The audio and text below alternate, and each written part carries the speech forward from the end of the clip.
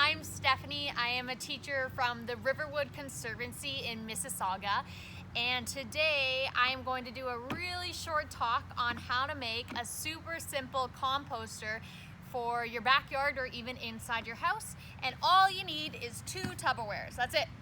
So maybe your community doesn't have a compost system or a green bin, or even if you just want to make nutrient-rich soil for your backyard, this is probably the simplest compost system that you will ever see. Now, there is a couple reasons why we want to compost. Obviously, it makes soil for us by just the work of worms inside of this bin. We get nutrient-rich soils that we can use in our gardens that will help our plants grow. Another reason why composting is so good is that it reduces your footprint on the environment. Super good to reduce greenhouse gases that are emitted into our atmosphere.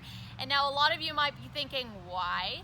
Well, a lot of our food scraps actually end up in landfills. About 30% of landfills are filled of just wasted food scraps. And it might seem okay, maybe those will just break down naturally inside of the landfills, but the fact of the matter is, inside the landfills, there's also plastics and all these other materials that actually suffocate our food scraps, and it doesn't let them to naturally aerate or have any air circulation.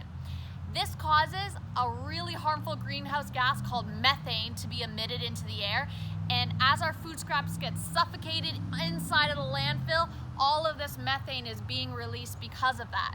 So, by eliminating our food scraps from our landfills and putting them in a compost bin, we're actually helping climate change and we're reducing our impact on the environment.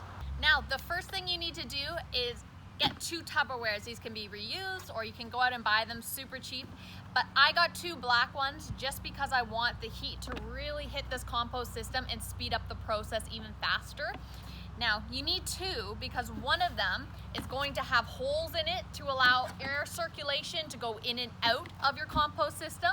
But there's also going to be water and muck that you probably don't want on your floor and you don't necessarily want it leaking out.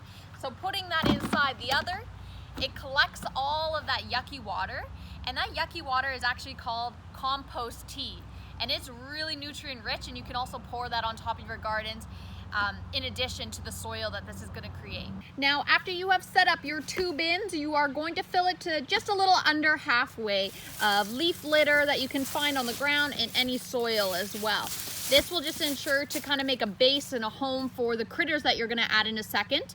Then you can go ahead and add any clippings from your kitchen or anything that you have left over from dinners. Now, do not ever put in meat or eggs or citrus kind of fruits, but you can definitely put in other kinds of fruits and vegetables and anything that's really raw or leftover. As you can see, there's a lettuce head and leftover carrots and old peppers as well. So you can mix that into your compost bin.